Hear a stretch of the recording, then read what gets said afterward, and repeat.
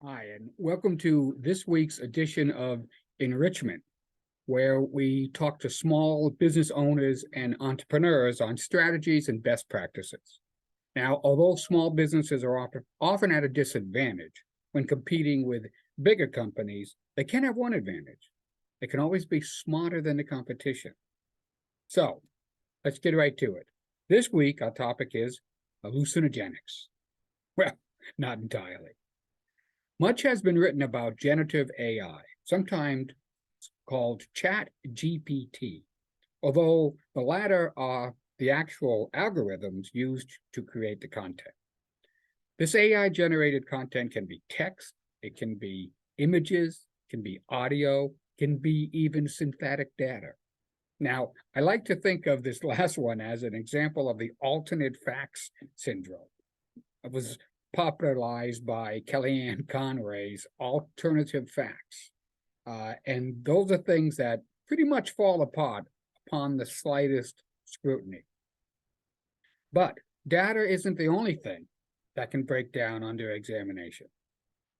Quotations that are generated by AI can be a problem. I mean, quotations can be used to great effect when they're chosen smartly and used appropriately to lay out an argument or to lend credibility to what you're saying. However, because the nature of generative AI is to predict the next best word in any given sequence, the reliability of any AI-generated quotation can be suspect. Additionally, who will you attribute it to? Part of the strength of most quotations is the integrity and the authority of the person being quoted. Now, these errors or falsehoods, they are sometimes referred to as hallucinations and are a fundamental outcome of generative AI. Again, they're a direct result of the algorithms designed to predict the next best word in any given sequence of words. And therein lies one of the problems. Creative and attention-getting content should be unpredictable.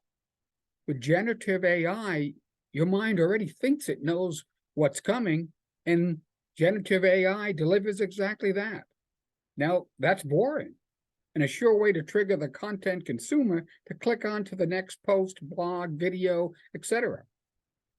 Another problem with AI-generated content is voice. Each of us has our own unique personal voice. To a great extent, the way we write mimics who we are, how we present ourselves to the world, and how we sound.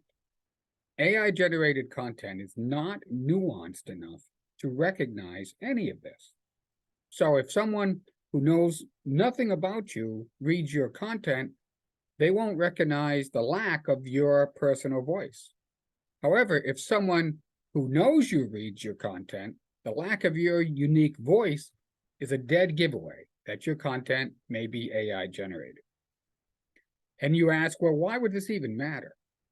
Well, when you communicate with someone, one of your most important objectives is to get them to know you, your personality, your vision, and a sense of your integrity. Integrity or honesty is critical in any communication. The trouble with AI-generated content is that the software has no sense of morality. So it will confidently portray misinformation as undisputed fact. There's no fact-checking mechanism. Again, incorrect or misleading content is not your goal. Additionally, since the goal of the software is to generate content, it will create it even if there's little factual information available.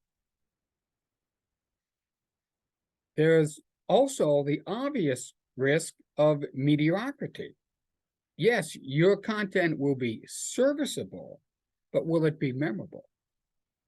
If you're simply looking for average AI-generated content, will make the grade.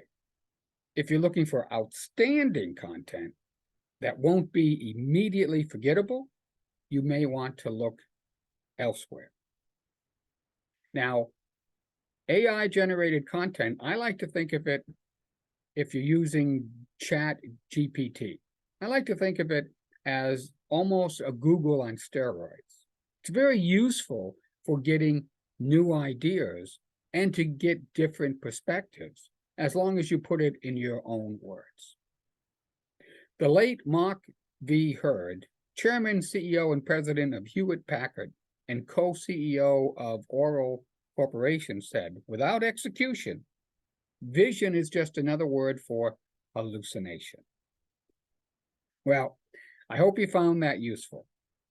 And if you'd like to further discuss anything regarding this topic or any small business strategy, reach out to me at rich@speakingofsuccess.us. And hopefully, I will see you again next week. Thank you very much. Take care.